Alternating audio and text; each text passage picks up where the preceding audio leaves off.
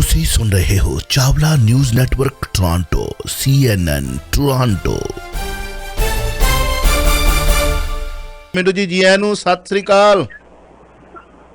शुक्रिया जी, सारिਆਂ ਨੂੰ सत श्री अकाल जी। ਕੀ ਹਾਲ ਚਾਲ, ਠੀਕ ਠਾਕ ਹੋ? हाँ जी हाँ जी, खैर ਇਹ ਜਿਹੜੇ ਲੀਡਰ ਅਸਤੀਫੇ ਦਿੰਦੇ ਨੇ ਬੜੇ ਰੁਕ ਕੇ ਚੱਲਦੇ ਨੇ। ਹਾਂਜੀ, ਨਵਜੋਤ ਸਿੱਧੂ ਵਾਲਾ, ਉਸ ਤੋਂ ਪਹਿਲਾਂ ਸੁਖਪਾਲ ਖਹਿਰਾ ਵਾਲਾ, ਆਖਰ ਫਾਈਨਲੀ ਅਸਤੀਫਾ ਪ੍ਰਵਾਨ ਹੋ ਹੀ ਗਿਆ ਜੀ। ਕੀ ਕਹਿਣਾ ਚਾਹੋ? हाँ जी, देखो ये अस्तीफा प्रवान होया बहुत लेट होया जिद्दां तुसीं कहा।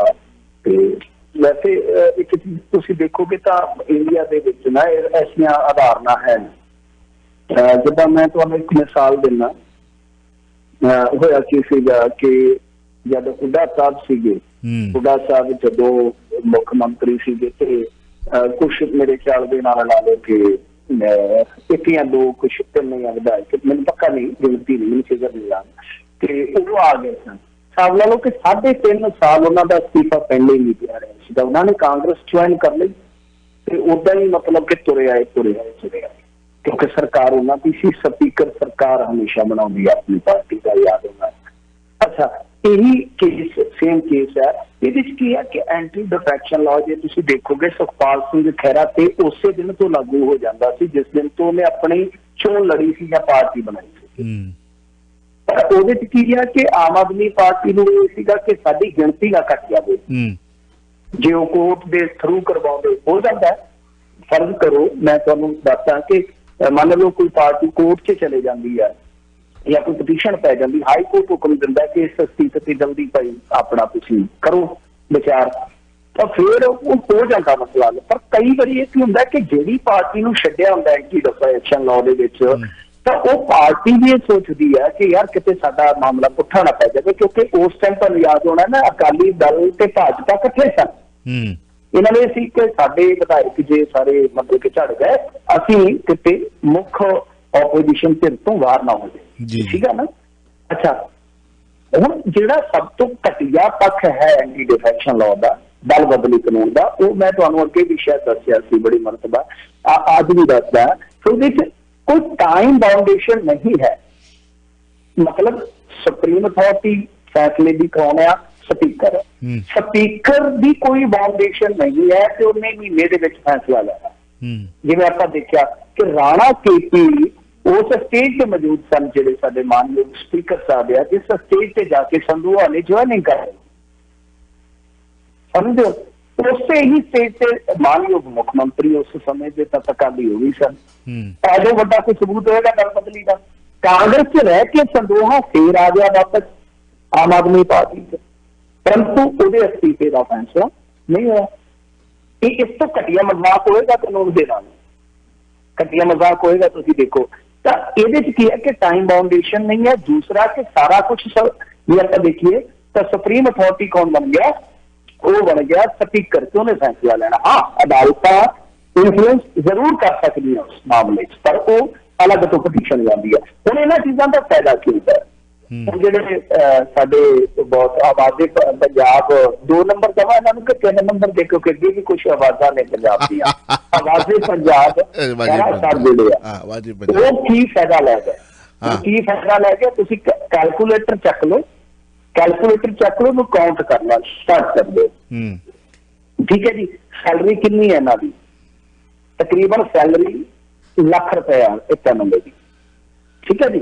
सैलरी तो इलावा ला लो जिहड़ा इन्हां नूं मिलदा है एक अलाउंस कहंदे हैं, कंपनसेटरी अलाउंस कहंदे हैं 5,000 पर मंथ का।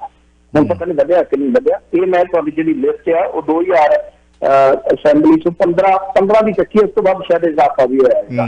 फिर जिहड़ा हुंदा सीगा भत्ता, मतलब कि चोण इलाके का जिहड़ा भत्ता है, चोण खेतर का भत्ता 25,000 पर मंथ हुआ है। ऑफिस अलाउंस तुहाडा 10,000 पर मंथ है, ठीक है जी।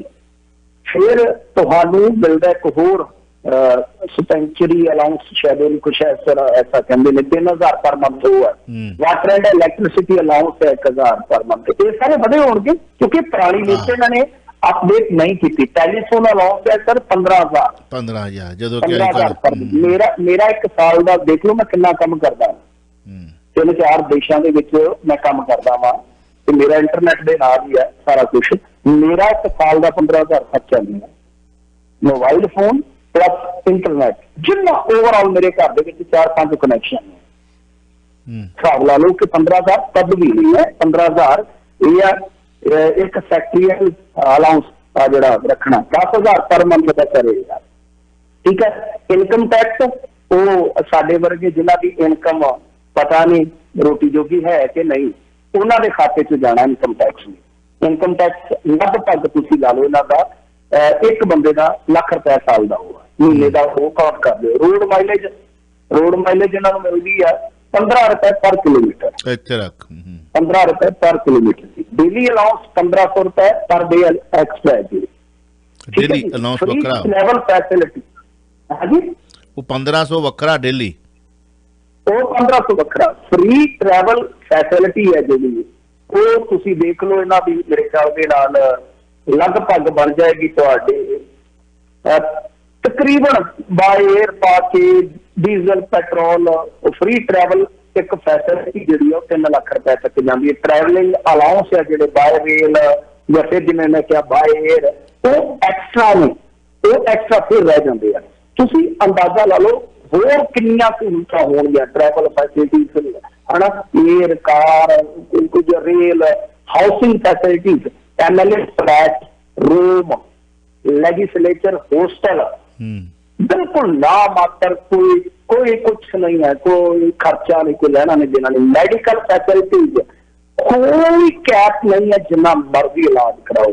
Grant of loan for building purchasing A house for motor car ਵਗੈਰਾ।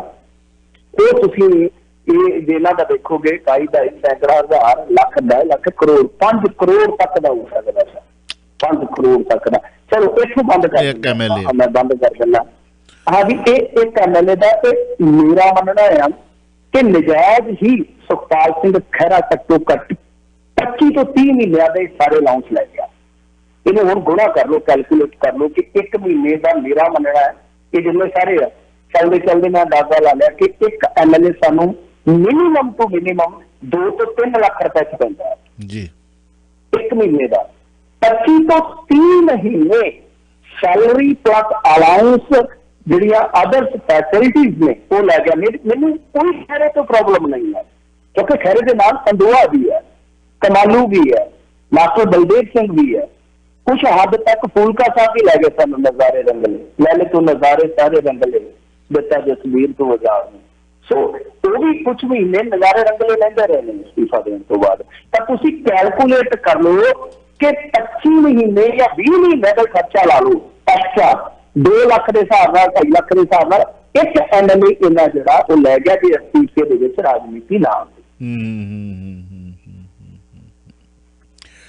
Voice of city 1320 AM Chawla news network Toronto. ਇਹ ਤਾਂ ਉਤਲੇ ਖਰਚੇ ਦੱਸੇ ਨੇ, ਅਜੇ ਵਿਚਲੇ ਖਰਚੇ ਤਾਂ ਰੱਬ ਜਾਣਦਾ, ਜਾਏ ਜਾਣ। ਇਹ ਅਫੀਸ਼ੀਅਲੀ ਕੋਈ ਕੀ ਕਰਦਾ ਹੈ ਕੀ ਨਹੀਂ ਕਰਦਾ ਉਹ ਨਹੀਂ, ਇਹ ਅਫੀਸ਼ੀਅਲੀ ਜਿਹੜੇ ਐਮਐਲਏ ਦੇ ਬਜਟ ਹਫ਼ਤੇ ਤੇ ਸੈਲਰੀ ਹੈ ਜੀ ਫੂਲਕਾ ਮਤਲਬ ਕਿ ਵਿਧਾਨ ਸਭਾ, ਕਿਉਂਕਿ ਇਹ ਸਾਰਾ ਲੈਣ ਦੇਣ ਜਿਹੜਾ ਹੁੰਦਾ ਹੈ ਥਰੂ ਆਊਟ ਵਿਧਾਨ ਸਭਾ ਹੁੰਦਾ ਅਸੈਂਬਲੀ ਜੀ ਜੀ, ਜਿਹੜੀ ਅਸੈਂਬਲੀ ਦੀ ਪ੍ਰੋਵੀਜ਼ਨ ਹੈ ਉਹਦੇ ਮੁਤਾਬਕ ਆ ਕੁਛ ਨਹੀਂ ਹੋਇਆ। ਹਾਲੇ ਤਾਂ ਮੈਂ ਛੱਡ ਦਿੱਤਾ, ਬਹੁਤ ਲੰਮੀ ਚੌੜੀ ਪੈਰਿਸ਼ ਪਿਆ ਉਹਦਾ ਬੈਠੇ ਨੇ ਖੰਗਾਲੀ 2015 ਤੋਂ ਬਾਅਦ ਏਡੇ ਚਲਾਕ ਨੇ, ਅਪਡੇਟ ਨਹੀਂ ਕਰਦੇ ਨਾ ਚੀਜ਼ਾਂ ਨੂੰ ਵੈਬਸਾਈਟ ਨੂੰ। ਜੀ ਹਾਂਜੀ। ਅਰਸ ਬੈਂਸ ਉਹਨਾਂ ਦੀ ਨਿਯੁਕਤੀ ਦਾ ਅਦਾਲਤ ਵਿੱਚ ਵਿਰੋਧ ਹੋਣ ਦੀ ਖਬਰ ਆ ਰਹੀ ਹੈ। ਉਸ ਤੋਂ ਬਾਅਦ ਪਿੰਕੀ ਵਾਲੀ ਖਬਰ ਜਿਹੜੀ ਹੈ ਸਾਂਝੀ ਕਰਾਂਗੇ। ਉਹਨਾਂ ਦੀ ਐਂਟਰੀ ਤੋਂ ਹਰ ਕੋਈ ਪਰੇਸ਼ਾਨ ਹੈ ਤੇ ਉਹਨਾਂ ਦੀਆਂ ਗੱਲਾਂ ਸੁਣ ਕੇ ਲਿੰਕ ਜੋੜ ਕੇ ਵੇਖੋ ਤਾਂ ਕਈ ਕੁਝ ਬਾਹਰ ਨਿਕਲਦਾ। ਆਰਐਸ ਬੈਂਸ ਜਿਹੜੇ ਹਾਂਜੀ ਆਰਐਸ ਬੈਂਸ ਹੈਗੇ ਨੇ ਰਾਜਵਿੰਦਰ ਸਿੰਘ ਬੈਂਸ, ਅਜੀਤ ਸਿੰਘ ਬੈਂਸ ਦੇ ਸੁਪੁੱਤਰ ਨੇ, ਉਤਸਵ ਬੈਂਸ ਦੇ ਡੈਡ ਨੇ। ਬਹੁਤ ਲੰਮੀ ਚੌੜੀ ਲੈਕਚੀ ਇਹਨਾਂ ਦੀ ਕਾਨੂੰਨ ਦੇ ਵਿੱਚ, ਮਨੁੱਖੀ ਅਧਿਕਾਰਾਂ ਦੀ ਲੜਾਈਆਂ ਦੀ ਵਿੱਚ ਬਹੁਤ। ਪਿੰਕੀ ਜਿਹੜਾ ਜਿਹਦਾ ਜ਼ਿਕਰ ਕੀਤਾ ਉਹਨੂੰ ਸਜ਼ਾ ਯਾਫਤਾ ਬਣਾਉਣ ਵਿੱਚ ਵੀ ਆਰਐਸ ਬੈਂਸ ਦਾ ਹੀ ਇੱਕ ਰੋਲ ਸੀਗਾ। ਇਹਨਾਂ ਦੀ ਨਿਯੁਕਤੀ ਕੀਤੀ ਸੀਗੀ ਪੰਜਾਬ ਸਰਕਾਰ ਨੇ ਬਤੌਰ ਸਰਕਾਰੀ ਵਕੀਲ। ਮਤਲਬ ਇਹ ਜਿਹੜੇ ਹੈਗੇ ਸੀਗੇ ਬੇਅਦਬੀ ਤੇ ਸ਼ਾਇਦ ਬਾਈਬਲ ਦਾ ਕੇਸ ਸੀਗਾ ਜਿਹੜਾ ਨਹੀਂ ਸੀ, ਬੇਅਦਬੀ ਵਾਲਾ ਐਕਸਟਰਨ ਹੈ ਜਾਂ ਬੈਤਲ ਤੇ ਕੋਟਕਪੂਰੇ ਵਾਲਾ ਸ਼ਾਇਦ, ਇਹਨਾਂ ਦੇ ਵਿੱਚ ਹੁਣ ਪੱਕਾ ਨਹੀਂ 2 FIR ਨੇ ਮੇਰੇ ਖਿਆਲ ਦੇ ਨਾਲ 3, ਚਲੋ ਜਿੰਨੀਆਂ ਵੀ ਹੈ ਇੱਕ ਫਰੀਦਕੋਟ ਦੇ ਵਿੱਚ ਜਿਹੜਾ ਕੇਸ ਚੱਲਦਾ ਹੈ, ਮੈਂ ਚੈੱਕ ਕਰ ਲੈਣਾ, ਮੈਂ ਕੋਈ ਗਲਤ ਬਿਆਨੀ ਨਾ ਕਰ ਜਾਵਾਂ, ਉਹਨੂੰ ਮੈਂ ਕਰੈਕਟ ਕਰ ਲਵਾਂਗਾ ਬਾਅਦ ਦੇ ਵਿੱਚ। ਤਾਂ ਇਹ RS ਬੈਂਸ ਜਿਹੜੇ ਸੀਗੇ ਪਬਲਿਕ ਪ੍ਰੋਸੀਕਿਊਟਰ ਜਿਹੜੇ ਨਿਯੁਕਤ ਕੀਤੇ ਗਏ ਸੀਗੇ ਬੀਤੇ ਦਿਨੇ, ਜਿਹੜੀ ਚਰਨਜੀਤ ਸਿੰਘ ਹੋਰਾਂ ਦੀ ਸਰਕਾਰ ਹੈ ਉਹਨਾਂ ਵੱਲੋਂ, ਤੇ ਇਹਨਾਂ ਨੂੰ ਅਪੋਜ਼ ਕੀਤਾ ਗਿਆ ਨਿਯੁਕਤੀ ਦੇ ਗਰਾਊਂਡ ਤੇ ਕਿ ਇਹਨਾਂ ਦੀ ਨਿਯੁਕਤੀ ਨਹੀਂ ਹੋ ਸਕਦੀ। ਉਹ ਗਰਾਊਂਡ ਕੀ ਆ ਉਹਦੀ ਤਫਸੀਲ ਨਹੀਂ ਹੈ ਮੇਰੇ ਕੋਲ ਕਿ ਉਹ ਕੋਰਟ ਦੇ ਵਿੱਚ ਗਰਾਊਂਡ ਕੀ ਬਣਾਇਆ ਗਿਆ, ਆਧਾਰ ਕੀ ਬਣਾਇਆ ਗਿਆ, ਕਿ ਕਿਸ ਬਿਨਾਹ ਤੇ ਕਿਹਾ ਗਿਆ ਕਿ ਇਹ ਪਬਲਿਕ ਪ੍ਰੋਸੀਕਿਊਟਰ ਬਣ ਹੀ ਨਹੀਂ ਸਕਦੇ, ਨਿਯੁਕਤੀ ਨਹੀਂ ਕੀਤੇ ਜਾ ਸਕਦੇ ਕਾਇਦੇ ਦੇ ਮੁਤਾਬਕ, ਉਹਨੂੰ ਗਰਾਊਂਡ ਲੱਭਣਾ ਪਵੇਗਾ। ਸੋ ਇਹ FIR ਹੈ, ਹਾਂਜੀ, ਕੋਟਕਪੂਰਾ ਗੋਲੀकांड 129 ਨੰਬਰ FIR, ਉਹੀ ਮੈਂ ਕਹਿ ਰਿਹਾ ਸੀਗਾ ਕਿ ਕੋਟਕਪੂਰਾ ਸ਼ਾਇਦ ਮਾਮਲੇ 'ਚ ਹੈਗੇ ਨੇ।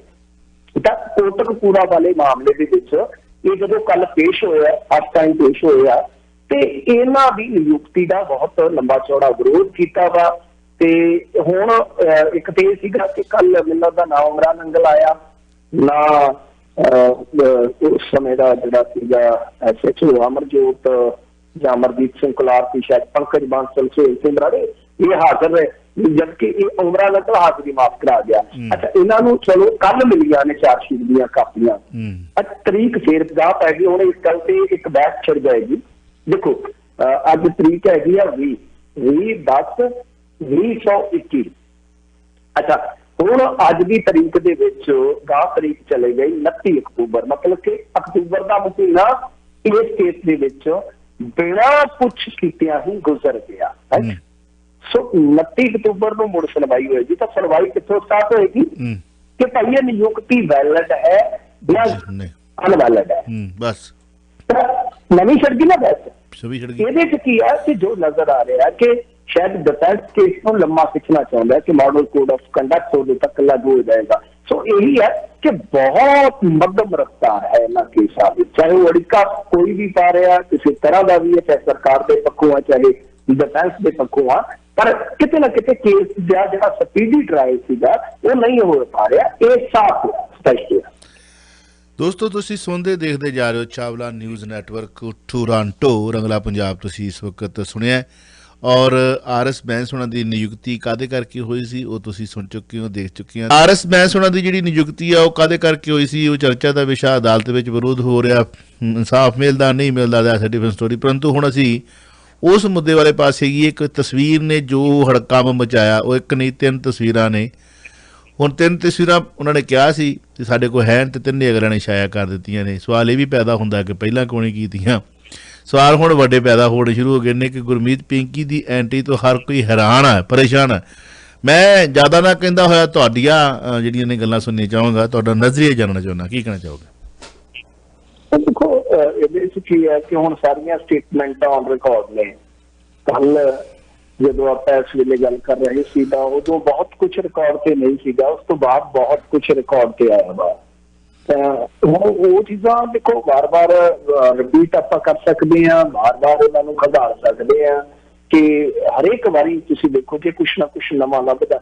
ਸੋ ਗੁਰਮੀਤ ਪਿੰਕੀ ਦੀ ਐਂਟਰੀ ਵਾਕਈ ਹੈਰਾਨ ਕਰਦੀ ਹੈ ਨਾ, ਵਾਕਿਆ ਹੈਰਾਨ ਕਰਦੀ ਹੈ। ਕਿਉਂਕਿ ਦੇਖੋ ਜਿਹੜਾ ਹੈਗਾ ਅਮਨ ਸਿੰਘ ਨਿਹਾਲ ਦਾ, ਉਹ ਤਾਂ ਵਾਰ-ਵਾਰ ਸਟੇਟਮੈਂਟਾਂ ਬਦਲ ਰਿਹਾ। ਮੈਂ ਕੱਲ ਉਹਦੀਆਂ 2 ਇੰਟਰਵਿਊਜ਼ ਚੱਕੀਆਂ ਸੀਗੀਆਂ, ਇੱਕ ਹੈਗੀ ਸੀ 21 ਮਿੰਟ ਦੀ, ਇੱਕ ਹੈਗੀ ਸੀ 15 ਮਿੰਟ ਦੀ। 36 ਮਿੰਟ ਦੀਆਂ ਉਹ ਇੰਟਰਵਿਊਆਂ ਸੀਗੀਆਂ ਤੇ ਉਹਦੇ ਚੋਂ ਮੈਂ 13 ਸ਼ਾਇਦ ਉਹਨਾਂ ਦਾ ਵਿਰੋਧਾ ਪਾਸ ਕੱਢਿਆ ਸੀ, 13 ਵਾਰ ਨੋਟ ਕੀਤਾ ਸੀਗਾ, 13 ਵਿਰੋਧਾ ਪਾਸ ਕੀਤੇ ਉਹਨਾਂ ਦੇ, ਉਹ ਨੋਟ ਕੀਤੇ ਹੋਏ ਨੇ ਮੈਂ ਬਕਾਇਦਾ। ਚਲੋ ਉਸ ਗੱਲ ਤੋਂ ਵੀ ਅੱਗੇ ਚਲੇ ਜਾਈਏ। ਮਤਲਬ ਕਿ ਜੇ ਗੁਰਮੀਤ ਪਿੰਕੀ ਦੀ ਹੁਣ ਸਪੈਸ਼ਲੀ ਐਂਟਰੀ ਮੇਰੇ ਖਿਆਲ ਦੇ ਨਾਲ ਜਿਹੜੀ ਚਰਚਾ ਦਾ ਵਿਸ਼ਾ ਬਣੀ ਹੈ, ਜੇ ਐਂਟਰੀ ਨਾ ਹੁੰਦੀ ਗੁਰਮੀਤ ਪਿੰਕੀ ਫੋਟੋ ਚ ਨਾ ਹੁੰਦਾ ਤੇ ਸ਼ਾਇਦ ਮੇਰੇ ਖਿਆਲ ਦੇ ਨਾਲ ਰੌਲਾ ਤੇ ਪੈਂਦਾ, ਪਰ ਇਹਨਾਂ ਨਾ ਪੈਂਦਾ। ਸੋ ਇਸ ਕਰਕੇ ਜ਼ਿਆਦਾ ਹੁਣ ਕਹਿ ਲਓ ਕਿ ਜਿਹੜਾ ਚਰਚਾ ਦਾ ਕੇਂਦਰੀ ਧੁਰਾ ਹੈ ਉਹ ਗੁਰਮੀਤ ਪਿੰਕੀ ਹੋ ਆ। ਗੁਰਮੀਤ ਪਿੰਕੀ ਨੇ ਜਿਹੜੀ ਸਟੇਟਮੈਂਟ ਜਾਰੀ ਕੀਤੀ ਉਸ ਤੋਂ ਪਹਿਲਾਂ ਜੋ ਨਿਹੰਗ ਅਮਨ ਸਿੰਘ ਕਹਿ ਰਹੇ ਆ, ਉਹ ਕਹਿੰਦਾ ਆ ਕਿ ਗੁਰਮੀਤ, ਜਦੋਂ ਇੱਕ ਸਵਾਲ ਕੀਤਾ ਜਾਂਦਾ ਹੈ, ਮੈਂ ਨੋਟ ਵੀ ਕੀਤਾ ਸੀਗਾ ਕਿ ਭਾਈ ਗੁਰਮੀਤ ਪਿੰਕੀ ਤੁਹਾਨੂੰ ਕਿਵੇਂ ਜਾਣਦਾ, ਕਿਵੇਂ ਮਿਲਿਆ, ਉਹ ਜੀ ਅੰਦੋਲਨ ਕੀ ਜਾਣਦਾ। ਇੱਥੇ ਕੋਈ ਵੀ ਆਵੇ, ਸਾਧ ਆਵੇ, ਚੋਰ ਆਵੇ, ਟਾਊਟ ਆਵੇ, ਅਸੀਂ ਕਿਸੇ ਨੂੰ ਥੋੜੀ ਰੁਕਦੇ ਹਾਂ। ਉਹਨਾਂ ਦੇ ਕਹਿਣ ਦਾ ਮਤਲਬ ਇਹ ਸੀ। ਤਾਂ ਫਿਰ ਉਮਰਾਂ ਨੰਗਲ ਦੇ ਖਲੋਤੇ ਦਾ ਕਿਉਂ ਰੌਲਾ ਪਿਆ ਸੀ, ਵੱਡੀ ਗੱਲ ਇਹ ਹੈ ਜੀ। ਬਹੁਤ ਸਾਰੀਆਂ ਹੋਰ ਇਸ ਤਰ੍ਹਾਂ ਦੀਆਂ ਹੁੰਦੀਆਂ। ਸੋ ਕਹਿਣ ਦਾ ਮਤਲਬ ਇਹ ਹੈ ਕਿ ਉਹ ਕਹਿ ਰਹੇ ਕੁਝ ਵੀ ਸਪਸ਼ਟ ਨਹੀਂ ਕਹਿ ਰਹੇ ਕਿ ਇਹ ਭਾਈ ਪਿੰਕੀ ਨੂੰ ਕਿੱਦਾਂ ਜਾਣਦੇ। ਪਰ ਪਿੰਕੀ ਦੱਸ ਰਿਹਾ, ਪਿੰਕੀ ਨੇ ਰਾਤੀ ਇੱਕ ਇੰਟਰਵਿਊ ਦਿੱਤੀ ਸੀ, ਉਹਦੇ ਵਿੱਚ ਉਹਨੇ ਸਪਸ਼ਟ ਕਰ ਦਿੱਤਾ ਸੀਗਾ ਕਿ ਇਹ ਮਰਡਰ ਦੇ ਕੇਸ ਦੇ ਵਿੱਚ ਉੱਥੇ ਅੰਦਰ ਸੀ ਪਟਿਆਲੇ ਜੇਲ੍ਹ 'ਚ, ਮੈਂ ਵੀ ਉੱਥੇ ਸੀ, ਗੁਰਦੁਆਰੇ 'ਚ ਮੈਨੂੰ ਮਿਲਦਾ। ਬਿਲਕੁਲ ਬਿਲਕੁਲ ਬਿਲਕੁਲ, ਅਸੀਂ ਉੱਥੇ ਗੱਲਾਂ ਬਾਤਾਂ ਕਰਦੇ ਹੁੰਦੇ ਸੀ, ਮੈਨੂੰ ਬਹੁਤ ਪੁਰਾਣਾ ਜਾਣਦਾ। ਹੁਣ ਇੱਕ ਸ਼ਖਸ ਇਹ ਹੈ, ਉਹ ਜਿਹੜੇ ਨਿਹੰਗ ਅਮਨ ਸਿੰਘ ਸਪੋਰਟ ਕਰ ਰਹੇ, ਉਹ ਜ਼ਰੂਰ ਇਸ ਚੀਜ਼ ਨੂੰ ਸਮਝ ਲੈਣ ਜੀ ਕਿ ਉਹ ਖੁਦ ਇਸ ਚੀਜ਼ ਨੂੰ ਤਸਲੀਮ ਨਹੀਂ ਕਰ ਰਹੇ। ਜਾਂ ਤਾਂ ਬੰਦਾ ਮੰਨਦਾ ਹੈ ਨਾ ਕਿ ਯਾਰ ਮੇਰੀ ਜਾਨ ਨਿਸ਼ਾਨ ਹੈ, ਫਰਜ਼ ਕਰੋ ਮੇਰੇ ਨਾਲ ਕੋਈ ਮੇਰਾ ਕੋਈ ਜਮਾਤੀ ਹੈ, ਪੜਿਆ 5ਵੀਂ ਤੱਕ ਪੜਿਆ ਵਾ, ਜਾਂ ਸਾਡੇ ਰਸਤੇ ਵੱਖੋ ਵੱਖਰੇ ਹੋ ਗਏ, ਇੱਕ ਪੁਲਿਸ ਆਫਿਸਰ ਬਣ ਗਿਆ, ਮੈਂ ਕ੍ਰਾਈਮ ਦੀ ਦੁਨੀਆ 'ਚ ਚਲੇ ਗਿਆ, ਜਾਂ ਮੇਰਾ ਕੋਈ ਮਤਲਬ ਕਿ ਹੋਰ ਪੱਖ ਇਹੋ ਜਿਹਾ ਮਾੜਾ ਸਮਾਜੀ ਪੱਖ ਹੈ, ਪਰ ਉਹ ਮੁਨਕਰ ਥੋੜੀ ਹੋ ਸਕਦਾ। ਉਹ ਮੁਨਕਰ ਥੋੜੀ ਹੋਏਗਾ ਕਿ ਮਿੰਟੂ ਯਾਰ ਮੇਰੇ ਨਾਲ ਪ੍ਰਾਇਮਰੀ ਸਕੂਲ ਤੱਕ ਨਹੀਂ ਪੜਿਆ, ਕਿਉਂਕਿ ਅਸੀਂ ਪੜ੍ਹੇ ਤੇ ਕੁਝ ਹਾਸੇ ਔਨ ਰਿਕਾਰਡ ਪੜ੍ਹੇ ਅਸੀਂ।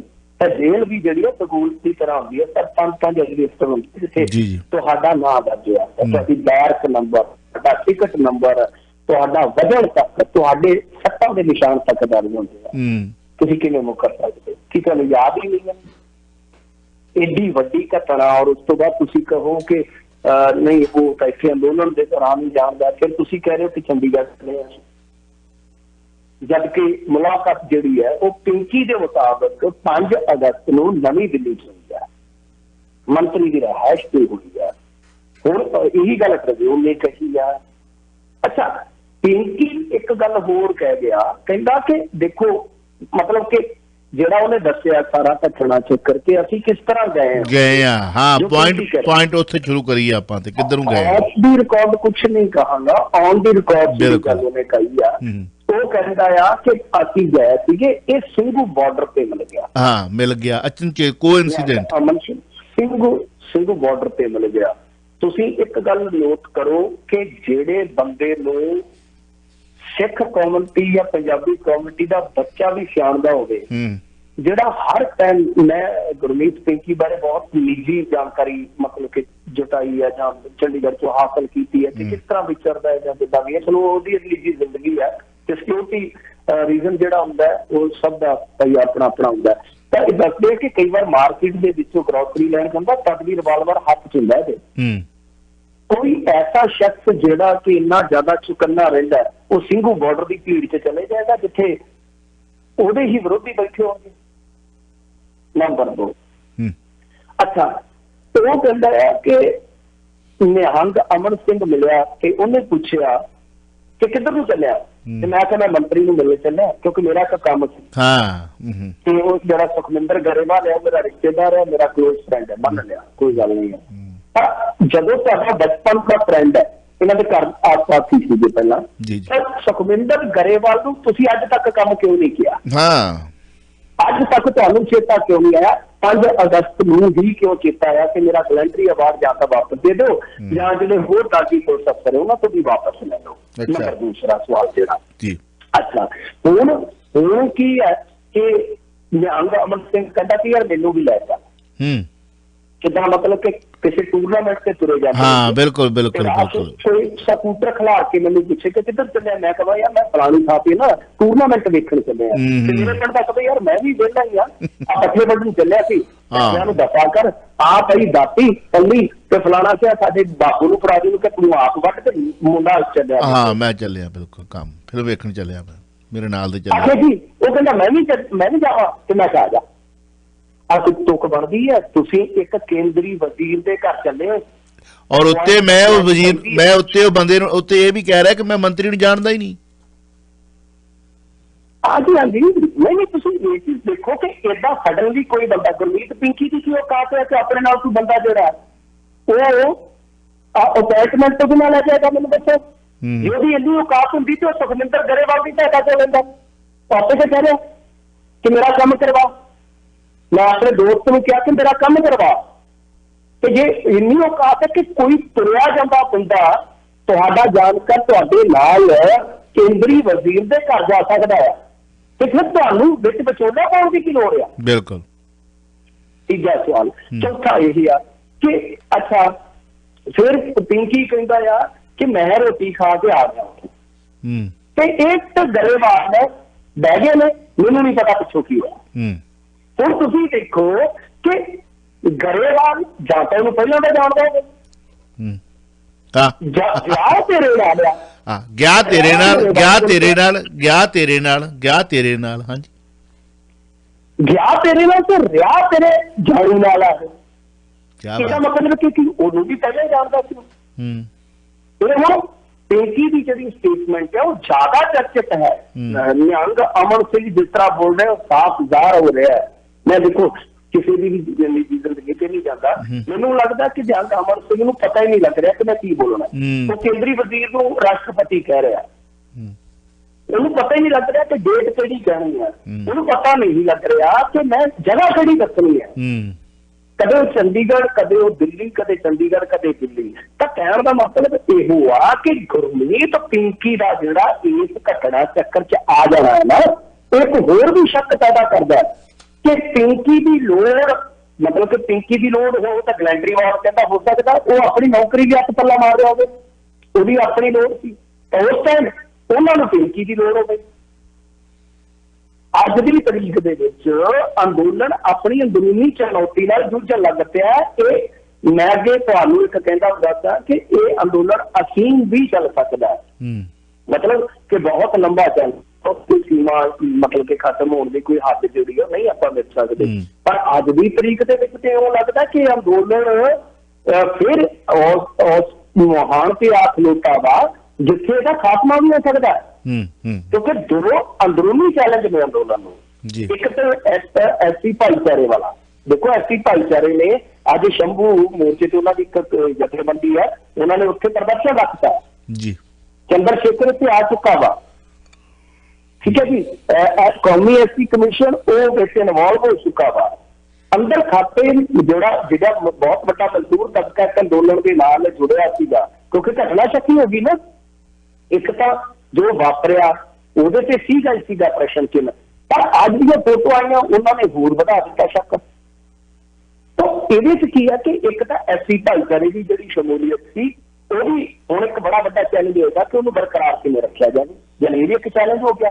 ਸੈਕੰਡ ਚੈਲੰਜ ਇਹ ਆ ਕਿ ਹੁਣ ਨਿਹੰਗ ਜਥੇਬੰਦੀਆਂ ਜਿਹੜੀਆਂ ਉਹ ਖੁੱਲ ਕੇ ਕਿਸਾਨਾਂ ਦੇ ਉਲਟ, ਆਗੂਆਂ ਦੇ ਉਲਟ ਕਹੀਏ, ਕਿਸਾਨਾਂ ਦੇ ਉਲਟ ਨਹੀਂ ਕਹਿੰਦੇ ਆਪਾਂ, ਕਿਸਾਨ ਆਗੂਆਂ ਦੇ ਉਲਟ ਵੀ ਹੋ ਗਈਆਂ ਜੀ ਜੀ। ਤਾਂ 27 ਤਰੀਕ ਨੂੰ ਉਹ ਇੱਕ ਮਹਾ ਪੰਚਾਇਤ ਕਰਨ ਜਾ ਰਹੇ ਆ।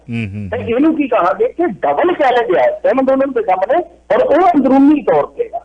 ਠੀਕ ਸਵਾਲ ਇਹ ਹੈ ਕਿ ਪਿੰਕੀ ਕਹਿੰਦਾ ਕਿ ਜਿਹੜਾ ਮੇਰੇ ਖਿਲਾਫ ਬੋਲੂਗਾ, ਖਿਲਾਫ ਨਹੀਂ, ਤੁਹਾਡੇ ਸਵਾਲਾਂ ਦੇ ਉੱਤੇ ਹੀ ਸਵਾਲ ਹੋਣਗੇ, ਜਿਹੜੇ ਤੁਸੀਂ ਬੋਲਿਆ ਉਹਨਾਂ ਦੇ ਉੱਤੇ ਹੀ ਸਵਾਲ ਉੱਠ ਰਹੇ ਨੇ ਕਿ ਤੁਹਾਡੀ ਤਸਵੀਰ ਚਰਚਾ ਦੇ ਵਿੱਚ ਇਸ ਕਰਕੇ ਕਿ ਤੁਸੀਂ ਚਰਚਿਤ ਚਿਹਰਾ, ਬਾਕੀ ਵੀ ਤਾਂ 4-5 ਹੋਰ ਸੱਜਣ ਹੈਗੇ ਨੇ, ਉਹਨਾਂ ਦੇ ਨਾਂ ਤੱਕ ਦੇ ਮੀਡੀਆ ਦੇ ਜਾਗਰ ਨਹੀਂ ਹੋ ਰਹੇ, ਤੁਹਾਡੇ ਹੋ ਰਹੇ ਨੇ, ਗਰੇਵਾਲ ਦੇ ਹੋ ਰਹੇ ਨੇ।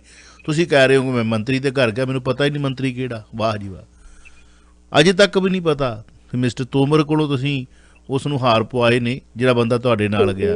ਤੁਸੀਂ ਨਾ ਗੁਰਮੀਤ ਪਿੰਕੀ ਦੀਆਂ ਸਾਰੀਆਂ ਇੰਟਰਵਿਊਆਂ ਚੱਕ ਲਓ, ਮੈਂ ਬਹੁਤ ਸੁਣੀਆਂ ਹੈਗੀਆਂ, ਖਾਸ ਤੌਰ ਤੇ ਜਦੋਂ ਮੁਕਾਬਲਿਆਂ ਬਾਰੇ ਇਹਨੇ ਲੜੀ ਤੋੜੀ। ਹਾਂਜੀ ਹਾਂਜੀ। ਤੁਸੀਂ ਇੱਕ ਚੀਜ਼ ਨੋਟ ਕਰਿਓ, ਇਹ ਬੰਦਾ ਹਰੇਕ ਖੁਲਾਸਾ ਕਰ ਜਾਂਦਾ ਪਰ ਆਪ ਉਹਦੇ ਚ ਪਾਸੇ ਤੇ ਖੁੱਲ ਜਾਂਦਾ ਕਿ ਮੇਰਾ ਕੋਈ ਰੋਲ ਨਹੀਂ, ਮੇਰਾ ਕੋਈ ਰੋਲ ਨਹੀਂ। ਬਿਲਕੁਲ ਹਰੇਕ ਵਾਰੀ ਇਹਦਾ ਇਹ ਹੁੰਦਾ ਕਿ ਮੈਂ ਇਹਨੂੰ ਚਾਹੀਦਾ, ਉਲਟਾ ਮੈਂ ਤਾਂ ਵਿਕਟਮ ਹਾਂ। ਹੁਣ ਤੁਸੀਂ ਇੱਕ ਕਰ ਨੂੰ ਜੋੜ ਲਓ ਕਿ ਦੇਖੋ ਬੜਾ ਵੱਡਾ ਇੱਕ ਬੇਸਿਕ ਸਵਾਲ ਹੋਏਗਾ ਕਿ ਮੰਤਰੀ ਦੀ ਰਿਹਾਇਸ਼ ਤੇ ਜਾਣਾ ਕੋਈ ਸਧਾਰਨ ਕੰਮ ਨਹੀਂ ਹੁੰਦਾ। ਮੈਨੂੰ ਤੁਸੀਂ ਏਦਾਂ ਕਰੋ, ਤੁਸੀਂ ਅੱਗੇ ਚਲੋ ਸਾਰੇ NRIs ਹੈ, ਉੱਚੇ ਰੁਤਬੇ ਵਾਲੇ ਆ, ਤੁਸੀਂ ਬਗੈਰ ਸਿਫਾਰਿਸ਼ ਤੋਂ ਅਪਾਇੰਟਮੈਂਟ ਲੈ ਕੇ ਦਿਖਾ ਦਿਓ ਮੈਨੂੰ ਵਿਦੇਸ਼ ਮੰਤਰਾਲੇ ਚ ਇੰਡੀਆ ਦੇ, ਤੁਸੀਂ ਐਮਬੈਸੀ ਚੋਂ ਕੰਮ ਕਰਾ ਕੇ ਦਿਖਾ ਦਿਓ। ਬਿਲਕੁਲ ਬਿਲਕੁਲ ਬਿਲਕੁਲ। ਤੇ ਤੁਸੀਂ ਕਹਿ ਰਹੇ ਹੋ ਕਿ ਮੈਂ ਤੁਰਿਆ ਜਾਂਦਾ ਸੀ ਤੇ ਨਾਲ ਮੈਂ ਆ ਜਾ। ਨਿਹੰਗ ਸਿੰਘ ਵੱਲੋਂ ਜਿਹੜੀ ਗੱਲਬਾਤ ਕੀਤੀ ਗਈ ਕਿ 1 ਲੱਖ ਰੁਪਈਆ, ਫਿਰ ਟਰਾਲੀ, ਫਿਰ ਘੋੜਿਆਂ ਦੀ, ਫਿਰ ਕੇਸ ਵਾਪਸ ਕਰਨ ਦੀ, ਫਿਰ 10 ਲੱਖ ਰੁਪਈਆ, ਯਾਰ ਤੁਸੀਂ ਆ ਕੇ ਕੌਮ ਨੂੰ ਉਦੋਂ ਕਿਉਂ ਨਹੀਂ ਦੱਸਿਆ?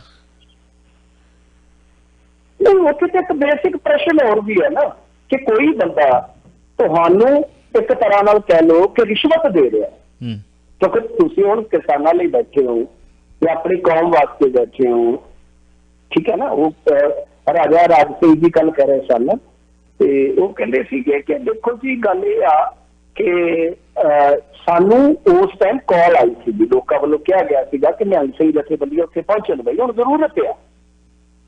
ਅੱਛਾ ਠੀਕ ਆ, ਜਦ ਤੁਸੀਂ ਇਹ ਮੰਨਦੇ ਹੋ ਕਿ ਅਸੀਂ ਕਿਸੇ ਕੋਈ ਵਿਅਕਤੀ ਵਿਸ਼ੇਸ਼ ਦੀ ਕਾਲ ਤੇ ਨਹੀਂ ਆਏ, ਸੰਗਤ ਦੀ ਕਾਲ ਤੇ ਆਏ ਹਾਂ, ਜਦ ਕੋਈ ਤੁਹਾਨੂੰ ਉਸ ਸੰਗਤ ਦੇ ਨਾਲ ਇਹ ਕਹੇ ਕਿ ਤੂੰ ਭਾਈ ਲੈ ਕੇ ਤੇ ਟਿਪ ਜਾ, ਉਹ ਇੱਕ ਤਰ੍ਹਾਂ ਨਾਲ ਧਰੋ ਕਮਾਉਣ ਵਾਲੀ ਗੱਲ ਕਰੇ, ਤੁਸੀਂ ਉਸ ਪੇਸ਼ਕਸ਼ ਨੂੰ ਠੁਕਰਾਓਗੇ ਜਾਂ ਉਹਦੀ ਖੁਸ਼ੀ ਦੇ ਵਿੱਚ ਉੱਠ ਕੇ ਡਾਈਨਿੰਗ ਟੇਬਲ ਤੇ ਬੈਠੋਗੇ? ਜੇ ਤੁਸੀਂ ਠੁਕਰਾ ਹੀ ਦਿੱਤੀ ਹੈ ਤਾਂ ਫਿਰ ਸਨਮਾਨ ਕਰਦਾ, ਕਿਉਂਕਿ ਫੋਟੋ ਇੱਕ ਨਹੀਂ ਹੋਈ, ਇੱਕ ਤੋਂ ਬਾਅਦ 2 ਫੋਟੋ ਹੋਰ ਆ ਗਈਆਂ। ਬਿਲਕੁਲ, ਖਾਣਾ ਖਾਂਦੇ ਦੀ ਫੋਟੋ ਆ। ਬੜੇ ਵੱਡੇ ਪ੍ਰਸ਼ਨ ਨੇ ਤੇ ਬਹੁਤ ਵੱਡੇ ਪ੍ਰਸ਼ਨ ਨੇ ਕਿ ਤੁਹਾਨੂੰ ਪੇਸ਼ਕਸ਼ ਦੇ ਰਹੇ, ਤੁਸੀਂ ਠੁਕਰਾ ਦਿੱਤੀ, ਗੋਡਨ ਗੱਲ ਹੈ, ਤੁਸੀਂ ਕਿਹਾ ਕਿ ਨਹੀਂ ਭਾਈ ਇਹ ਕੰਮ ਨਹੀਂ ਹੋਣਾ, ਠੀਕ ਹੈ। ਫਿਰ ਜਦੋਂ ਤੁਸੀਂ ਉਹ ਸਾਰਾ ਕੁਝ ਠੁਕਰਾ ਦਿੱਤਾ, ਉਹਨਾਂ ਦੇ ਨਾਲ ਬਹਿ ਕੇ ਜਾਂ ਤਾਂ ਤੁਸੀਂ ਪਹਿਲਾਂ ਸਾਰਾ ਕੁਝ ਕਰ ਲਿਆ, ਸਾਰਾ ਕੁਝ ਪਹਿਲਾਂ ਕਰਨਾ ਤੇ ਬਾਅਦ ਦੇ ਵਿੱਚ ਉਹਨਾਂ ਨੇ ਪੇਸ਼ਕਸ਼ ਕੀਤੀ ਔਰ ਟਰਾਲੀ, ਫਿਰ ਤੁਸੀਂ ਐਕਸੈਪਟ ਕਿਉਂ ਕੀਤੀ? ਤੇ ਜੇ ਇਹੀ ਚੀਜ਼ ਡੇਰਾ ਪੁੱਟ ਕੇ ਲਾਗੂ ਕਰ ਰਹੀ ਹੈ ਕਿ ਉਮਰਾ ਨੰਗਲ ਵੀ ਤੇ ਕਹਿੰਦਾ ਸੀ ਨਾ ਆ ਕੇ ਕਿ ਮੈਂ ਇੱਥੇ ਸੇਵਾ ਦੇ ਕੇ ਆਇਆ ਸੀ ਦਰਬਾਰ ਸਾਹਿਬ, ਉਹਦੇ ਵਿੱਚ ਤੇ ਐਕਸ਼ਨ ਹੋ ਗਿਆ ਸੀ ਮੇਰੇ ਖਿਆਲ ਦੇ ਨਾਲ, ਉਹ ਬੰਦਾ ਜਿਹੜਾ ਸੀਗਾ ਉਹ ਇੱਕ ਨੌਕਰੀ ਤੋਂ ਲਾ ਦਿੱਤਾ ਗਿਆ ਸੀਗਾ ਜਿਹਨੇ ਸਰੋਪਾ ਪਾਇਆ ਸੀਗਾ। ਲੱਖ ਰੁਪਈਆ ਲੈ ਲਿਆ, ਲੱਖ ਰੁਪਈਆ ਲੈ ਲਿਆ, ਟਰਾਲੀ ਲੈ ਲਈ, ਉਹਦੇ ਤੇ ਉਹਨਾਂ ਨੇ ਬੈਲਦਾਂ ਦੀ ਜਿਹੜੀ ਤੁਹਾਨੂੰ ਮਾਡਲ ਪੇਸ਼ ਦਿੱਤਾ, ਤੁਹਾਡਾ ਪੂਰਾ ਮਾਣ ਸਨਮਾਨ ਹੋਇਆ, ਉਹ ਮਤਲਬ ਅਚਨਚੇਤ ਹੀ ਸਾਰਾ ਕੁਝ ਤਿਆਰ ਹੋ ਗਿਆ, ਲੋਈਆਂ ਵੀ ਆ ਗਈਆਂ, ਸਾਰਾ ਕੁਝ ਹੋ ਗਿਆ। ਮੇਰੇ ਨਾਲ ਕਾਲਰ ਨੇ ਕੁਇਕਲੀ ਕੁਐਸਚਨ ਕਰਨਗੇ, ਵੈਸੇ ਸਾਡਾ ਸਮਾਂ ਆਲਮੋਸਟ ਹੋ ਚੁੱਕਾ ਜੀ। ਵੈਲਕਮ ਜੀ। ਹਾਂਜੀ ਸਤਿ ਸ਼੍ਰੀ ਅਕਾਲ ਮਿੰਟੂ ਭਾਜੀ। ਸਤਿ ਸ਼੍ਰੀ ਅਕਾਲ। ਅੱਛਾ ਮਿੰਟੂ ਭਾਜੀ ਕੁਇਕਲੀ ਏਦਾਂ ਆ, ਤੁਸੀਂ ਦੱਸੋ, ਬਾਕੀ ਜਿਹੜੀ ਸਾਰੀ ਚਰਚਾ ਹੋ ਗਈ ਉਹ ਤਾਂ ਹੋ ਗਈ, ਵੀ ਇਹਦੇ ਵਿੱਚ ਇੱਕ ਤਾਂ ਬਾਬਾ ਅਮਨ ਦੀ ਜਿੱਦਾਂ ਤੁਸੀਂ ਦੱਸਿਆ ਕਿ ਉਹ ਜਿਸ ਤਰ੍ਹਾਂ ਬੋਲਦਾ ਵੀ ਬਹੁਤ ਡਰ ਕੇ ਬੋਲਦਾ, ਤੁਹਾਨੂੰ ਲੱਗਦਾ ਵੀ ਹੋ ਸਕਦਾ ਵੀ ਫੋਟੋਆਂ ਰਿਲੀਜ਼ ਕਰਨ ਤੋਂ ਬਾਅਦ ਬਾਬੇ ਅਮਨ ਨੂੰ ਪਤਾ ਹੋਵੇ ਵੀ ਉਹਨਾਂ ਦੇ ਹੋਰ ਜਿਹੜੀਆਂ ਫੋਟੋਆਂ ਰਿਲੀਜ਼ ਕਰਦੀਆਂ ਹੋ ਸਕਦਾ ਕੁਝ ਹੋਰ ਵੀ ਹੋਵੇ ਉਹਨਾਂ ਦੇ ਕੋਲ, ਕੱਲ ਨੂੰ ਉਹ ਵੀ ਰਿਲੀਜ਼ ਕਰ ਦੇਣ। ਇਸ ਚੀਜ਼ ਤੋਂ ਅਗਾਊਂ ਉਹਦੇ ਮਨ 'ਚ ਡਰ ਬੈਠਾ ਕਿਉਂਕਿ ਕੰਬ ਕੇ ਬੋਲ ਰਿਹਾ। ਉਹਦੀ ਆਪਣੀ ਜਿੱਦਾਂ ਪਹਿਲਾਂ ਕਹਿੰਦਾ ਪਿੰਕੀ ਨਾਲ ਤਾਂ ਮੇਰੇ ਨਾਲ ਬਹੁਤ ਦੇਰ ਦਾ ਆਉਣਾ ਜਾਣਾ ਆ, ਬਾਅਦ 'ਚ ਕਹਿੰਦਾ ਮੈਂ ਤਾਂ ਪਿੰਕੀ ਨੂੰ ਜਾਣਦਾ ਨਹੀਂ, ਮੈਂ ਉਦੋਂ ਕੀ ਲੈਣਾ। ਚਲੋ ਆਪਾਂ ਭਾਜੀ ਇਹ ਗੱਲ ਡਰ ਕੇ ਬੋਲ ਰਿਹਾ। Thank you. ਹਾਂਜੀ ਕੀ ਕਹਿਣਾ ਚਾਹੋਗੇ? ਉਹਨੂੰ ਪਤਾ ਨਹੀਂ ਲੱਗ ਰਿਹਾ। ਮੈਂ ਤੇ ਇਸ ਚੀਜ਼ ਦੇ ਵਿੱਚ ਮੰਨਦਾ ਕਿ ਕਿਤੇ ਉਹ ਵੀ ਤੇ ਮੋਹਰੇ ਵਜੋਂ ਵਰਤ ਤਾਂ ਨਹੀਂ ਲਿਆ ਗਿਆ। ਸਵਾਲ ਇਹ ਨਹੀਂ ਰਹੇਗਾ ਕਿ ਪਿੰਕੀ ਬਹੁਤ ਸ਼ਾਸਤਰ ਖਿਡਾਰੀ ਹੈ ਸਰ।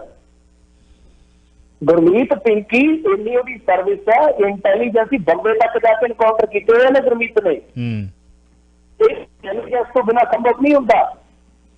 ਠੀਕ ਹੈ, ਆਪਾਂ ਕਿਸੇ ਅਫਸਰ ਦੀ ਕਾਬਲੀਅਤ ਨੂੰ ਜਾਂ ਉਹਦੇ ਕੀਤੇ ਕੰਮਾਂ ਨੂੰ ਮਨੁੱਖੀ ਅਧਿਕਾਰਾਂ ਦੇ ਪੱਖ ਤੋਂ ਵੀ ਲੈਂਦੇ ਆ, ਸਮਾਜ ਪ੍ਰਤੀ ਕੀਤੇ ਕੰਮਾਂ ਤੋਂ ਵੀ ਲੈਂਦੇ ਆ, ਹਨਾ। ਪਰ ਇੱਕ ਚੀਜ਼ ਇਹ ਕਿ ਉਹ ਫੋਰਸ ਦੀ ਡਿਊਟੀ ਦੇ ਪੱਖ ਤੋਂ ਜੇ ਲੈਣਗੇ ਤਾਂ ਉਹ ਬੰਦਾ ਇੰਨੀ ਇੰਟੈਲੀਜੈਂਸੀ ਰੱਖਦਾ ਸੀ। ਤੁਸੀਂ ਉਹ ਇੰਟਰਵਿਊ ਸੁਣੀਆਂ ਹੋਣਗੀਆਂ ਉਹਦੀਆਂ। ਬਿਲਕੁਲ। ਇਹਨੂੰ ਕੀ ਕਹਾਂਗੇ ਕਿ ਸਧਾਰਨ ਬੁੱਧੀ ਦਾ ਨਹੀਂ, ਉਹ ਗੈਰ ਸਧਾਰਨ ਬੁੱਧੀ ਦਾ ਸੀ। ਚੰਡੀਗੜ੍ਹ ਦਾ ਜੰਪਲ ਸਾਰਿਆਂ ਦੇ ਨਾਲ ਵਿਚਰਿਆ, ਬਹੁਤ ਸ਼ਾਤਰ ਬੰਦਾ, ਤੇਜ਼ ਤਰਾਰ ਬੰਦਾ। ਬੰਬੇ ਤੱਕ ਜਾ ਕੇ ਉਹਨੇ ਇਨਕਾਊਂਟਰ ਕਰ ਦਿੱਤੇ। ਉਹ ਇੰਟੈਲੀਜੈਂਸ ਦਾ ਇੱਕ ਨੈਟਵਰਕ ਹੁੰਦਾ, ਔਰ ਇਹ ਨਹੀਂ ਹੁੰਦਾ ਕਿ ਕਿਸੇ ਬੰਦੇ ਨੂੰ ਕੋਈ ਇਲਾਹੀ ਗਿਆਨ ਹੁੰਦਾ ਕਿਸੇ ਮੈਨੂੰ ਜੀ ਇਹ ਚੀਜ਼ਾਂ ਜਿਹੜੀਆਂ ਹੁੰਦੀਆਂ। ਇੱਕ ਸਵਾਲ ਆਇਆ ਕਿ ਇਹ ਜਿਹੜੀਆਂ ਤਸਵੀਰਾਂ ਕਿੰਨੇ ਲੀਕ ਕੀਤੀਆਂ ਹੋਣਗੀਆਂ? ਟ੍ਰਿਬਿਊਨ ਅਖਬਾਰ ਨੇ ਬੜੀ ਤਗੜੀ ਖਬਰ ਲਾਈ।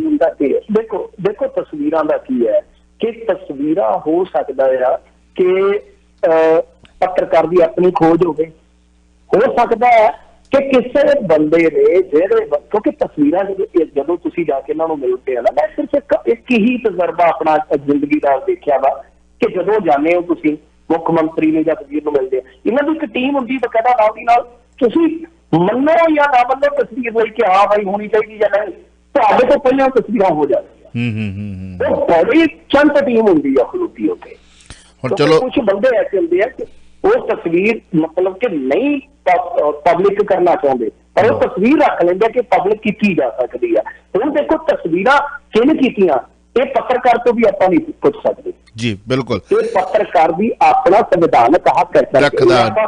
ਹੁਣ ਇੱਕ ਅੰਦਾਜ਼ਾ ਹੀ ਲਾ ਸਕਦੇ ਕਿ ਉਹਨਾਂ ਨੇ ਕੀਤੀਆਂ ਜਾਂ ਵਿੱਚੋਂ ਕੋਈ ਥਰਡ ਪਰਸਨ ਵੀ ਹੋ ਸਕਦਾ।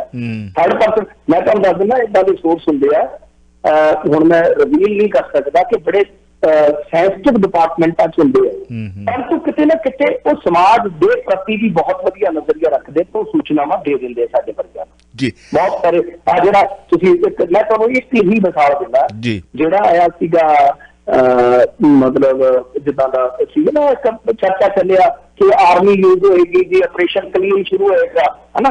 ਮੈਂ ਇੱਕ ਵਾਹਿਦ ਬੰਦਾ ਸੀਗਾ ਜਿਹਨੇ ਉਸੇ ਦਿਨ ਹੀ ਇਹ ਕਹਿ ਦਿੱਤਾ ਸੀਗਾ ਕਿ ਨਹੀਂ ਐਸਾ ਕੁਛ ਨਹੀਂ, ਉਹ ਪ੍ਰਾਂਤਡ ਸਟੋਰੀ ਅਖਬਾਰ ਦੀ। ਜੀ ਅੱਛਾ, ਖਬਰ ਪ੍ਰਾਂਤਡ ਵੀ ਹੋ ਸਕਦੀ ਆ, ਇਹਦੇ 'ਚ ਕੋਈ ਦਿੱਕਤ ਨਹੀਂ ਹੁੰਦੀ, ਕੋਈ ਵੀ ਖਬਰ ਪ੍ਰਾਂਤਡ ਕੀਤੀ ਜਾ ਸਕਦੀ ਆ। ਪਰੰਤੂ ਉਹ ਹੁੰਦਾ ਕੀ ਹੈ ਕਿ ਉਹ ਜਿਹੜੀ ਮੈਨੂੰ ਜਾਣਕਾਰੀ ਮਿਲੀ ਸੀਗੀ ਉਹ ਇੱਕ ਮੈਨੂੰ ਬਹੁਤ ਕੌਨਫੀਡੈਂਸ਼ੀਅਲ ਬੰਦੇ ਦੇ ਦਿੱਤੇ ਸੀਗੇ ਕਿ ਐਸਾ ਕੁਛ ਨਹੀਂ ਹੈ, ਇਹ ਸਿਰਫ ਪਲਾਨ ਕੀਤੀ ਜਾ ਰਹੀ ਕਿ ਬੇਈਮਾਨੀ ਜਿਹੜੀ ਹੈ ਫੈਲਾਈ ਜਾ ਰਹੀ ਜੀ। ਅੱਛਾ, ਏਦਾਂ ਹੁੰਦਾ ਆ, ਸੋਚ ਹੁੰਦੇ, ਪਰ ਪੱਤਰਕਾਰ ਤੋਂ ਆਪਾਂ ਪੁੱਛ ਨਹੀਂ ਸਕਦੇ। ਜੇ ਕੋਈ ਕਹੇ ਪੱਤਰਕਾਰ ਕੋਈ ਦੱਸ, ਉਹਨੂੰ ਸੁਪਰੀਮ ਕੋਰਟ ਵੀ ਇਹ ਪੁੱਛ ਸਕਦੀ। ਲਓ ਦੋਸਤੋ, ਵੌਇਸ ਆਫ ਸਿਟੀ 1320 AM ਤੁਸੀਂ ਸੁਣਦੇ ਦੇਖਦੇ ਜਾ ਰਹੇ ਹੋ Chawla news network Toronto. Nihang Singh ਬੈਠੇ ਨੇ ਆਮ ਟੇਬਲਾਂ ਤੇ, ਜਦੋਂ ਕਿਤੇ ਬੈਠੀ ਦਾ ਤਾਂ ਸਿਰ ਕੱਜ ਲਿੱਤੇ ਜਾਂਦੇ ਨੇ, ਬੰਦੇ ਦੇ ਮਾਰ ਮਾਰ ਕੇ ਪਟੋਕੀਆਂ ਗੰਜਾ ਕਰ ਦਿੰਦੇ ਨੇ ਵੀ ਤੁਹਾਨੂੰ ਨਹੀਂ ਪਤਾ, ਬੈਠੋ ਗੁਰਮੁਖ ਪਿਆਰਿਆਂ ਦੇ ਲਾਗੇ ਸਿਰ ਟੱਕੋ। ਸਰਬਲੋਹ ਦੇ ਵਿੱਚ ਖਾਣਾ ਖਾਂਦੇ ਨੇ ਨਿਹੰਗ ਸਿੰਘ, ਪਰ ਲੋੜ ਪੈਣ ਤੇ ਹੁਣ ਪਤਾ ਲੱਗਾ ਕਿ ਕਰੋਕਰੀ ਵੀ ਇਸਤੇਮਾਲ ਹੋ ਸਕਦੀ ਹੈ। ਆਹ ਚੀਜ਼ ਮੈਂ ਵੀ ਨੋਟ ਕੀਤੀ, ਸਾਡੇ ਇੱਥੇ ਆਉਂਦੇ ਨਾ, ਸਾਡੇ ਗੁਰਦੁਆਰਾ ਸਾਹਿਬ ਬਹੁਤ ਪ੍ਰਸਿੱਧ ਗੁਰਦੁਆਰਾ ਹੈ, ਤੇ ਉਹ ਇੱਥੇ ਆਉਂਦੇ ਨੇ ਬਾਬਾ ਜੀ ਮੇਰੇ ਗ੍ਰਹਿ ਦੇ ਵਿਖੇ, ਤੇ ਜਦੋਂ ਵੀ ਆਉਂਦੇ ਆ ਨਾ, ਹੁਣ ਤਾਂ ਬਾਬਾ ਜੀ ਚਲੋ ਚਲਾਣਾ ਕਰਕੇ ਨੇ ਉਹਨਾਂ ਦੇ ਸਪੋਰਟ ਕਰਿਆ, ਉਹ ਹੁਣ ਵੀ ਜਦੋਂ ਆਉਂਦੇ ਨੇ ਤੇ ਜਦੋਂ ਦੁੱਧ ਵਗੈਰਾ ਕਹਿੰਦੇ ਸਮੁੰਦਰ ਚਾਹ ਨਹੀਂ ਪੀਂਦੇ, ਉਹ ਆਪਣਾ ਬਾਟਾ ਕੱਢਦੇ ਸੀਗੇ। ਉਹਨਾਂ ਦਾ ਸੇਵਾਦਾਰ ਇੱਕ ਬਕਾਇਦਾ ਬਾਟਾ ਕੱਢਣਾ, ਉਹ ਦੇਣਾ, ਔਰ ਉਸ ਤੋਂ ਬਾਅਦ ਪਰਿਵਾਰ ਨੂੰ ਕਹਿਣਾ ਕਿ ਇਹਨੂੰ ਮਤਲਬ ਕਿ ਸਾਫ਼ ਕਰਕੇ ਫਿਰ ਪਾਓ ਸੁੱਕਮਾਨ। ਹਾਂਜੀ, ਹਨਾ, ਇਹ ਚੀਜ਼ ਮਾਈਂਡ ਸ਼ਿਫਟ ਨੋਟ ਕੀਤੀ ਕਿ ਬਾਬਾ ਜੀ ਤੇ ਉਦਾਂ ਹੀ ਬਹਿ ਕੇ ਗਰੋਸਰੀ ਜਿਹੜੀ ਉਹ ਚਾਈਨੀ ਲੱਗਦੀ ਹੈ ਚੀਨੀ ਦੀ, ਸੁੱਕਮਾਨ ਕਰਦੇ, ਸੁੱਖਮਾਨ ਫੇਰੋ। ਬਹੁਤ ਬਹੁਤ ਸ਼ੁਕਰੀਆ, ਥੈਂਕ ਯੂ, ਮਿਹਰਬਾਨੀ। ਅੱਛਾ, ਉੱਥੇ ਬਾਬਾ ਜੀ ਦਾ ਮੂੰਹ ਵੀ ਢੱਕਿਆ, ਖਾਣਾ ਮੂੰਹ ਢੱਕ ਕੇ ਨਹੀਂ, ਉੱਥੇ ਸ਼ਾਇਦ ਲੱਗਦਾ ਸੀਗਾ ਕਿ ਤਸਵੀਰ ਹੋ ਰਹੀ ਹੈ, ਤੇ ਉਹਨਾਂ ਨੂੰ ਸ਼ਾਇਦ ਕਿਤੇ ਨਾ ਕਿਤੇ ਇਸ ਗੱਲ ਦਾ ਇਲਮ ਹੋ ਗਿਆ। ਮੂੰਹ ਢੱਕ ਕੇ ਖਾਣਾ ਖਾਣ ਵਾਲੇ Baba ji. Voice of city 1320 AM Chawla news network Toronto. ਮੇਰੀ ਬਹੁਤ ਬਹੁਤ ਸ਼ੁਕਰੀਆ, ਥੈਂਕ ਯੂ।